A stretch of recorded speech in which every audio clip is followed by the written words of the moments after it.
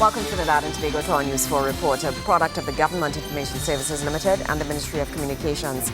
I'm Nicola Barito. Let's take a look at the headlines.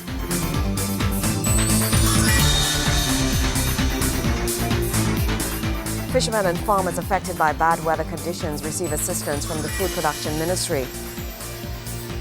Over 1,400 trees have been planted along the hillsides of Diego Martin. And the National Commission for Self-Help continues to fulfill its promise to assist persons throughout the country. Thank you for joining us. The 2030 local government elections began with a rainy Monday morning, but this did little to stop persons from coming out in their tens of thousands to participate in the voting exercise. Our fathers, grandfathers, and even great-grandfathers fought for our right to vote.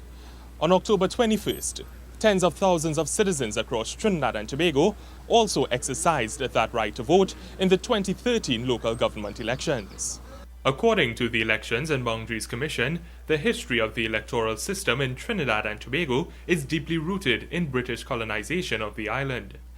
The first elections in Trinidad and Tobago under universal adult suffrage were held in 1946, and since then the country has continued its quest to enhance and refine the process and the machinery to enable qualified electors to exercise their franchise freely and effectively.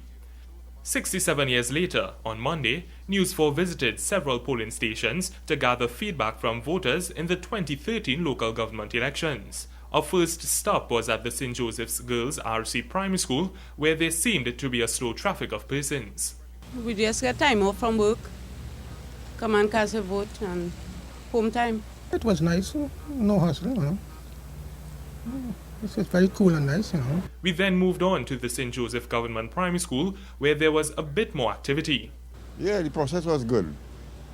It was very fast. I reached here about 11:30. And just go inside, register and everything, and in about 8 minutes time I was back out. It was a rainy election day, but he said that was not enough to keep him back from casting his vote. No, not really. Rain had nothing to do with it, regardless. Even if it had rain, I was coming anyway, because it's my right to vote, right? Among the voters, there were those who fell victim to the stains of the red ink. The process was nice. It was smooth and running, everything running okay. It's only the weather a bit keep us back a bit. But I have one problem, the one I don't know who given my jeans because the ink is a bit messy. Okay? I need to get a jeans, or we need to do something about the ink. We spoke to some voters before they went into the polling station, and they shared their expectation. Well, I hope to go in and get through as soon as possible, because so far I hear that it's moving quick and everybody getting through fast, so I come to do the same. Then, just a few minutes later, they were back out. Well, it was quick, easy. It didn't have much people inside, but everything running smooth. Hoping it will go so for the rest of the day. It was then on to the Five Rivers Government Secondary School, where voters explained why it was important for them to vote. Well, my belief is that any government that present, past, or yet to come, it's important for I to vote because anything that a government does affects me and you in some way or the other. That is the ground that I'm voting on right now. I'm voting for the future of my children, my grandchildren, my great-grandchildren, and great-grandchildren. My duty is to vote because they say when you're voting, you have to vote. So I come out to vote. Well, it is important because at least there was a ravine on the back of my house and I get it fixed. For many years I have been applying, I get it fixed, I get the road fixed, happy about that. The process was a smooth process for me. I like the fact that we had this constitutional right as citizens to come and vote for who we see fit to lead the country as we would like. First-time voter Chanel Nukai shared her experience with us. It was exciting because, well, of course, it was my first time voting. But the people were very friendly, they were helpful, and everything just went smoothly. Well, it is my chance to, if I want to make changes, I can make changes. I can help to make changes. It's actually my way of not giving back to the community, but actually having my say. I'm happy that she was able to vote for the first time. She always wanted to do that, and she got her chance today. There were those who spoke about the time off they got from work. I'm here to vote. I got my 2 hours off, the 2 hours I'm entitled to, so I have just voted. The process went quite smoothly. The rooms are all labeled, and the presiding officers and the poll clerks, they were very, very helpful. I got through in about 10 minutes' time, and see, I voted. Overall, citizens appeared to be excited about voting and acknowledged the importance of such an opportunity in the country's democracy. Nikolai Edwards, News 4. When we come back, fishermen and farmers receive assistance from the Food Production Ministry. Stay with us.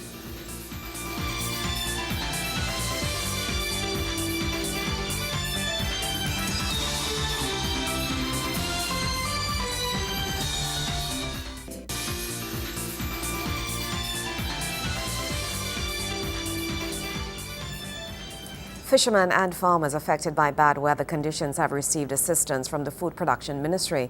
On hand to distribute these checks was Minister of Food Production, the Honourable Devant Maharaj, who noted that in years gone by, fishermen were not included to receive assistance for the damages and losses suffered. However, recent amendments to legislation have changed all this for the seamen plying their trade. Fishermen and farmers along the East Coast area received compensation checks following losses sustained due to bad weather. Over 112 checks were distributed to fishermen who suffered losses as a result of damages to their vessels due to rough seas and inclement weather, loss in fishing days and income. The assistance offered in the check distribution program comes after many years where fishermen were not included or benefactors of compensation for their losses. However, amendments to the necessary legislation in recent months now facilitate this kind of assistance. Food Production Minister Devant Maharaj says this kind of help offered to the fishing community reflects the provision of food security for the nation at large. We decided that we needed to include fishermen in that, and we needed to increase the relief given to farmers. I'm sure you all would recall when there are floods and so on, the fish farmers would say they're only getting 10 cents for a tomato. When we know it costs about probably $10 to get the tomato to that state. We have addressed that. Now this is relief. This is not compensation. So this means you're not getting 100% back, but you will get something back to start you back on the program. Understanding the perils associated with fishing calls for persons plying this trade to always be cognizant of their surroundings and alerts while taking the necessary precautions. Director of the Fisheries Division, Christine Chang A. Shing, says they remain committed to ensuring the fishermen get their fair due. When we consider fishing, for example, I think of the two, it is probably one of the most high-risk activities that you can engage in. And sometimes it can be unpredictable. You hear often about twisters, about changes in weather that can just happen like that. Notwithstanding that, I want to urge the fishing community in particular that while we are fully aware of our purpose here this afternoon, I want to urge you to really consider the risks of the activity that you engage in, and to be sure that you take the appropriate precautions, because as with everything, loss means that you have to go through a lot to get back to where you started from. Even if you get the means to be able to do it, to be able to recover and all of that, it's a long and drawn-out process. The process would have started some time ago. For some of you, we're talking about January of this year, and of course we have to do checks and double checks and triple checks to ensure that we validate what you're saying. You have to go and report things to the police, and it's a long and drawn out process. Sometimes it takes a little bit longer than we would like it to, but in the end we can invite you to occasions like this, and again encourage you to make the best use of the relief that has been provided for you, and ensure that we continue to work towards being a food secure nation. Fishing is the source of income for many living in these areas. Anthony Zoe, fishing representative from Matlot, expressed the plight faced in earning his livelihood, however welcomed the move and looks forward to changes happening in the industry. With regards to the compensation package, we have been fighting tediously. Many of you who know me, plenty long nights, long days, heading back and forth to Port of Spain to have meetings to get some of this stuff done. And I'm telling you that today is a very good day with the Member for Parliament for Toko Sandy Grande and the Minister of Food Production, who had the honor of meeting some weeks ago at the Parliament building, right, and who gave us the assurance that this would be done in the most appropriate time. And I think there's no more better appropriate time than now. It happened before, faster than how I anticipated it would be. But more than assistance to repair their vessels is the provision of a safe harbour and vending facilities. Minister Murad says plans have been outlined to upgrade fishing villages across the coast of Trinidad and Tobago. 5 areas we are looking at is Toko, where we will refurbish the facility, including the jetty there. Matlat, we'll refurbish the facility there, then repair shed. Blanchishes, again with refurbishment. Las Cuevas, a road to facilitate the activities of the fishermen. Maracas, to do some adjustment there and protection of the areas there. Over $6.4 million were allocated to farmers and fishermen affected by floods and bad weather. Kimberly Calawan, News 4. Over 1,400 trees have been planted along the hillsides of Diego Martin in an effort to reforest the area. The exercise was carried out by the Diego Martin Regional Corporation. Residents of the Diego Martin district, along with their regional corporation representatives, came together to plant trees along the hillsides. It's an effort aimed at saving, protecting and preserving the slopes in the area. For years, the district has suffered from flooding and poor drainage. The planting seeks to educate and sensitize residents in the area of the importance of conserving the environment and how small positive changes can have an impact on our lives. The chairman of the Diego Martin Regional Corporation, Anthony Sami, the exercise is part of a bigger plan targeting the reduction of flooding incidents in the area. Today we are executing part of our program. As you would have seen, I did bring in 2 Venezuelan engineers to look at working with our local engineers and other stakeholders with the Diego Martin Regional Corporation to come up eventually with a master drainage plan. But a master drainage plan also requires a lot of other inputs, and reforestation is part of it. The exercise was as a result of collaboration with the Disaster Management Unit, the Forestry Division and the Diego Martin Regional Corporation. From mahogany to fruit trees, seedlings were brought in to repopulate the hillsides that have suffered damages as a result of slash and burn. The chairman made the call to residents to avoid these practices and take into consideration the harmful effects such actions have on their surroundings. Anywhere we identify where we have land slippage, we're going to do a similar type of exercise. But let me also take the opportunity to appeal to the residents, to our citizens, to please stop the slash and burn. You are destroying our forests. You are causing problems on your own self, because when you slash and burn, there is nowhere for the water to stay. And so it comes cascading down those hills and so on. And it will eventually end up in the roads and in your homes and so on. So central government has their part to play, local government has their part to play, and we as Burgesses, we have also a very important part to play in order to protect our environment and to ensure that we don't or we mitigate as much flooding as is possible. The reforestation drive in the area not only seeks to return life to the hills, but reconnect citizens with local flora and fauna. This morning's exercise is the planting of about 1,400 trees at the back of the St. Michael's School for Boys. Such trees as mahogany, cedar. And then what we thought we would do is we would plant some fruit trees to encourage some of the wildlife to come back. And some of those trees like tonka bean and padu that maybe you may not know of, but those were trees that were around and people would know about them. So we want to bring back some of those what people might call exotic trees, so we can have walks through the forest and so on again, and encourage people to be more closer to nature. It's expected that members of the regional corporation will upkeep the plants as bamboo stakes were placed near the trees as a marker for future care and support. Kimberly Calawan, News 4. The final of the Blink B Mobile National Super League Knockout Tournament. Sport is up next after the break.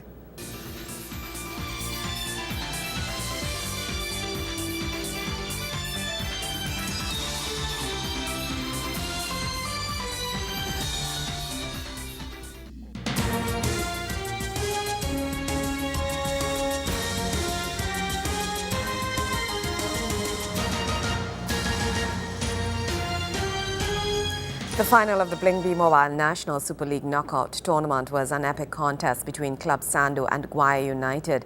A massive crowd at the Atto Boldon Stadium helped provide an atmosphere which is surely lacking in local football, and for their support, the fans were truly entertained.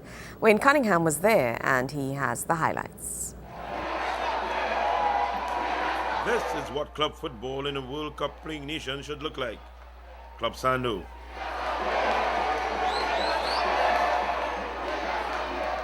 And Guaya United.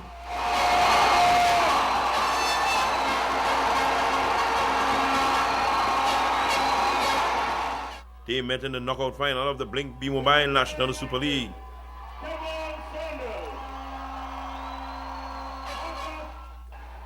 It did not take long for that electrifying vibe to be transferred onto the pitch. Club Sando captain Tiba McKnight leading by example to open the scoring for his team in the 22nd minute.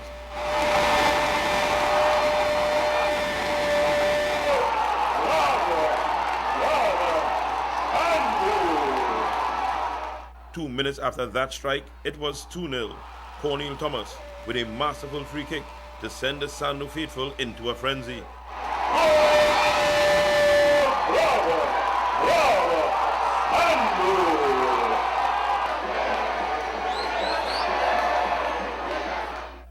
The men coached by Anthony Street were not done. Ryan Fredericks weaves his way through the Guaya defense, and his center eventually falls to Devon Modest, who makes it 3-0 Club Sando in the 28th minute.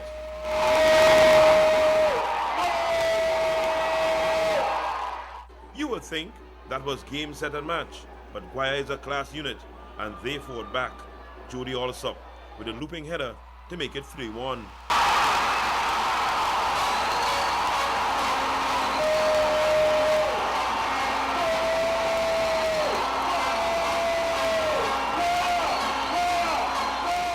Game on, and more so just before the halftime break. Kevin Jagdev Singh cutting the deficit further with a rocket into the roof of the net.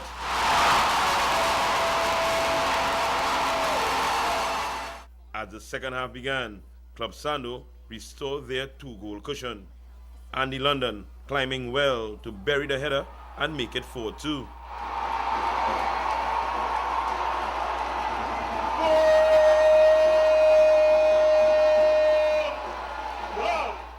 If they thought that would kill off the Eastern County side, they were wrong. This Ryan Stewart free kick just failing to go in, keeping Sando comfortable.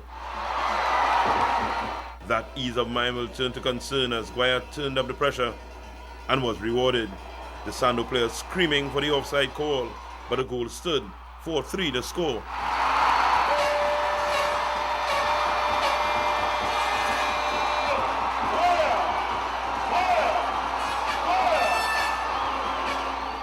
Guaya did come close to forcing the penalty shootout, but it was not to be.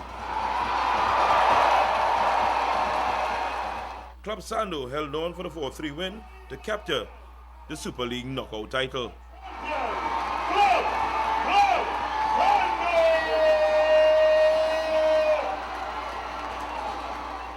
Guaya's captain Ryan Stewart was adjudged the most valuable player of the league's first round. The MVP for the knockout contest was Sando's skipper Tiba McKnight. McKnight thanked the fans for their support during this latest stint in the National Super League. I leave the professional arena and come down at the Super League level, and but the fans is the greatest I played before in front of. This is the greatest fans I've ever played for. You know, and everything we do it for the fans, you know, to keep them coming out and change the whole vibes and Trinidad football. Get the fans involved. McKnight has big plans for his team. We are a new club, we only see we try to change our Club Sando, the whole attitude in Club Sando. You know, this year we trying to do big things and look forward to moving up at the professional level. Next year, hopefully, we stay together and keep building from here. Club Sando, knockout champions, of the National Super League.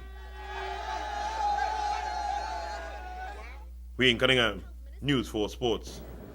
Well, 10 seems to be the number of the day. More news after this. Stay with us.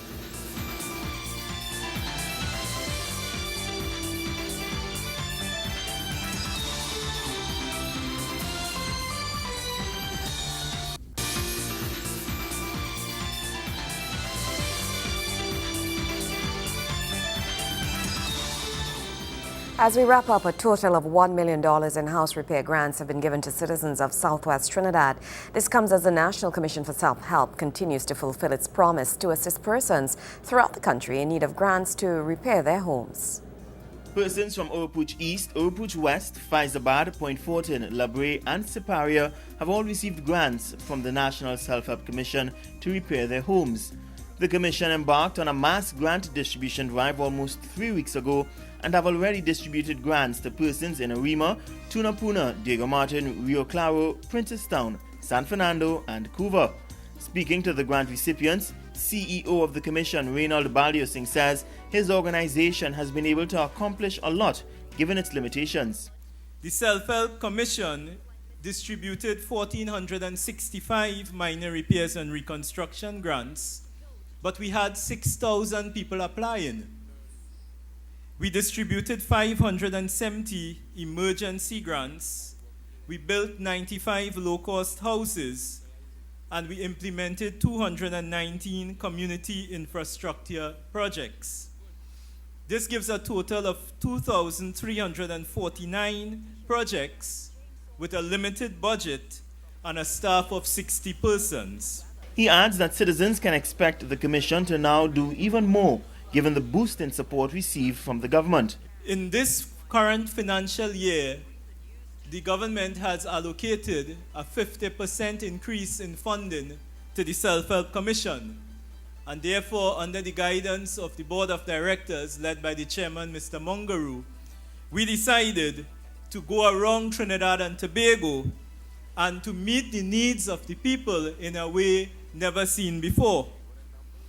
And over the past 2.5 weeks, we have distributed, when we culminating today, 450 grants, which will impact the lives of 2,500 persons at an average of 5 people in a household. Mr. Baliosing thanks the recipients for exercising patience as their applications were reviewed.